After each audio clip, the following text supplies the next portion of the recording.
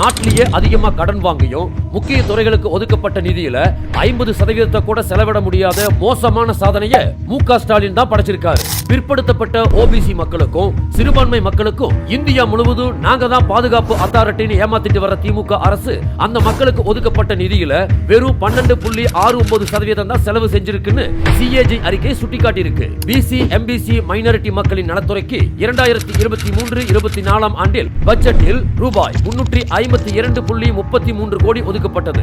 அதில் வெறும் ரூபாய் 44.70 கோடியை மட்டுமே செலவு செய்துள்ளது திமுக.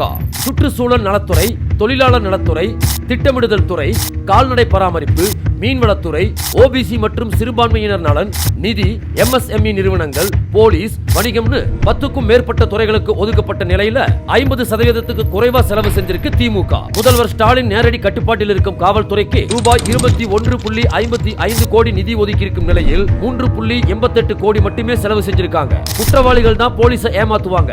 மக்கள் பணத்தை கொள்ளையடிக்கிறதுல பரம்பரை குற்றவாளியான திமுகவும் போலீஸை நல்லாவே ஏமாத்தி இருக்கு.